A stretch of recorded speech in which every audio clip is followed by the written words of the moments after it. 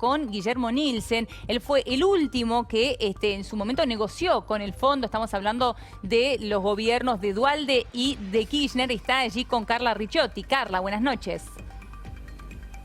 Sí, Eleonora, buenas noches. Nos atiende muy amablemente Guillermo Nielsen para tratar de ayudarnos a entender cuáles pueden ser los alcances y qué es lo que puede afectar en el día a día este acuerdo firmado con el Fondo Monetario por parte de nuestro gobierno. Guillermo, buenas noches. ¿Qué tal? Buenas ¿En noches. qué nos afecta en el día a día? ¿Qué puede ver el ciudadano común afectada su vida de acá en más a partir de este acuerdo?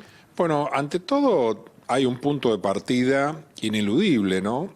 Que estamos atravesando una crisis importante, donde el Banco Central tiene las tasas de interés al 40%, lo que significa que si al nivel del Banco Central están al 40%, los créditos personales que ofrecen los bancos están al 80%, digamos, para sus mejores clientes, y las pymes que están teniendo que descontar cheques, sobre todo en el conurbano o en el Gran Rosario, bueno, a ellos les terminan cobrando una tasa que anualizada es del 120-130%, una barbaridad. Entonces, esto está teniendo un efecto muy negativo sobre el nivel de actividad económica y del empleo. Esto es una cosa muy negativa. Hay que tratar de que sea lo más corto posible todo esto, y en este sentido el gobierno decidió en su momento acudir al Fondo Monetario Internacional. Y ayer se hizo un anuncio de un monto muy significativo, porque son prácticamente 11 veces la cuota argentina. Es un nivel de acceso absolutamente excepcional, independientemente de que tiene sus matices, ¿no es cierto? Un 30% es el down payment y después son 8 trimestres y se va viendo, pero la idea del gobierno es tenerlo, no usar esos 8 trimestres, los desembolsos de 8 trimestres, Sí. y irlos llevando. La información que se dio a conocer ayer es muy parcial. Es también muy extraño, no es lo usual, que un país anuncie un acuerdo antes de que esté aprobado por el directorio del fondo. El fondo normalmente, el directorio tiene 3 semanas para aprobar o rechazar los acuerdos a los que llegue el cuerpo técnico del organismo. En este caso, bueno, no solo fue una negociación ultra rápida, sino que también el tratamiento por parte del directorio aparentemente va a ser muy rápido, porque está previsto el directorio para el día 20. Claro. Guillermo, Sí. ¿cómo te va? Eleonora Coul te saluda. Justamente de eso te iba a ¿Qué hablar, tal? ¿no? El 20 será el primer pago, se habla ya de 15.000 millones de dólares. Vos recién hablabas de Claro. un monto muy abultado, ¿no? Se habla del crédito más importante que ha otorgado el fondo en este último tiempo. ¿Por qué crees que hay tanta predisposición con la Argentina por parte del fondo? Bueno, yo creo que esta es una jugada del Tesoro americano. Es la ¿En qué tesorería sentido? americana, la tesorería americana que está tratando de apoyar al gobierno argentino, ¿no? Acá hay un titiritero en todo esto que es Donald Trump. Entonces, en ese sentido, es la única forma de entender esta cosa tan acelerada y el monto tan elevado. Y cuando No es lo habitual para nada. Cuando hablas de un titiritero y le pones nombre y apellido y hablas de Donald Trump, ¿qué crees que hay detrás de eso?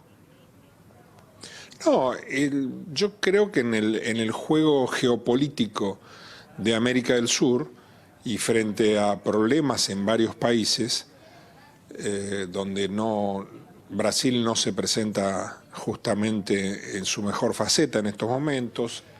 Tenemos también elecciones en México muy pronto, hay problemas en Colombia, quedan como gobiernos pro mercado, el gobierno de Chile, que es el gobierno más sólido y más establecido, y después, bueno, Argentina tratando de hacer pie en una orientación de economía de mercado, ¿no? Entonces me parece que ese es el respaldo, y obviamente en esto influye el diálogo y el conocimiento mutuo que tiene el presidente Macri y Donald Trump. Ahora, Guillermo, por otra parte, bueno, una de las condiciones al Banco Central es esto de tener el tipo de cambio flexible, algo que genera un tanto de nerviosismo en el común de la gente, así, ¿no? No, pero obviamente, hubo una respuesta ayer del presidente del Banco Central que no fue en este sentido, sino que dio a entender que sería una flotación sucia. Yo creo que hoy, por lo menos no sé cómo cerró, pero me parece que el Banco Central no estuvo muy astuto. No, es un error. ¿Por qué? Es un error. Una cosa es que el tipo de cambio... ¿Por qué no? El valor del dólar y los saltos en el dólar tienen un impacto muy grande en precios, en primer lugar, en inflación, obviamente, directamente ligado, en energía, en los costos de la energía, en el nivel de vida de la gente. Creo que deberían tener un enfoque más suave, hacer una intervención, hacer lo que se llama una flotación sucia. Y una cosa es que suba 10 centavos, 15 centavos por día. Otra cosa muy distinta es que dé un salto como el de cierre, ¿no? A mí me parece... Hay todo un problema. Yo no veo al Banco Central operando con mucha habilidad en esta crisis. Tradicionalmente, esto es un poco técnico, sí, y es un poco lo que se ve, ¿no es cierto?, dentro del sector financiero. Cuando intervenía la mesa de dinero del Banco Central, todas las mesas de dinero, en criollo, se iban al mazo. Sí. O sea, el Banco Central tenía el poder de la palabra, no necesitaba esgrimir demasiadas cosas, con su accionar ya dominaba el central, dominaba el mercado. Y eso en esta crisis justamente es una de las cosas que se vulneró. Acá a la mesa del central la terminaron corriendo mesadineristas muy novatos de la Citi. Y esto de hoy me parece que no ayuda a generar la credibilidad que es la base de esta crisis. Estamos en una crisis ante todo de confianza. ¿Y cuál la crisis de confianza viene, ¿sí? Viene de que las políticas han oscilado mucho. Ha sido políticas zigzagueantes del Banco Central, políticas erradas, como es lo de metas de inflación, y se insiste en metas de inflación, pero bueno.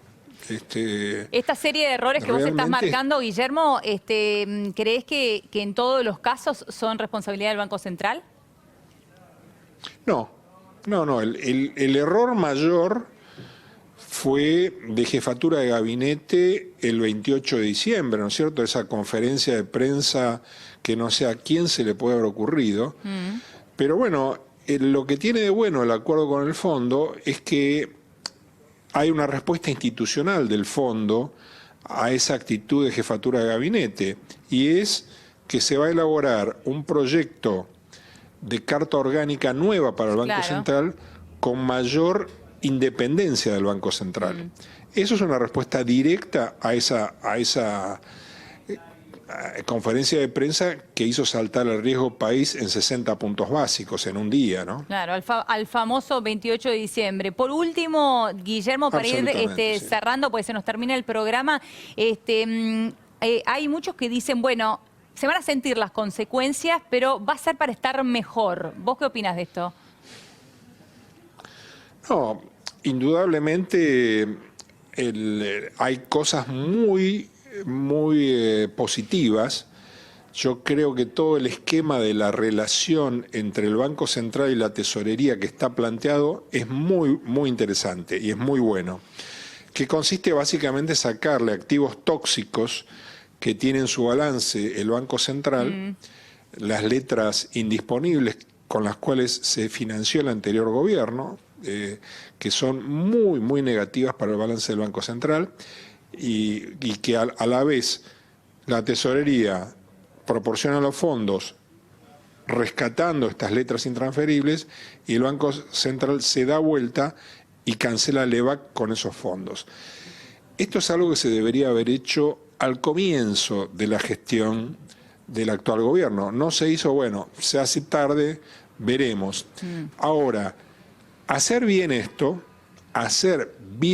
subrayo, Sí. requiere conocimiento y habilidad y muñeca de mercado. Entonces, hay riesgos, no es que es un camino que con los anuncios ya estamos y vamos todos tranquilos. Claro. Hay que ver cómo reacciona el mercado. La cifra de 50.000 millones es contundente, es equivalente al nivel de reservas actual de la República Argentina. La cifra es contundente, hay que ver si esto se acompaña con una buena gestión y una mejora importante en el diseño de la política económica que no ha sido muy feliz hasta ahora. Guillermo, muchísimas gracias por tu tiempo. A ustedes. Hasta luego. Muchísimas gracias.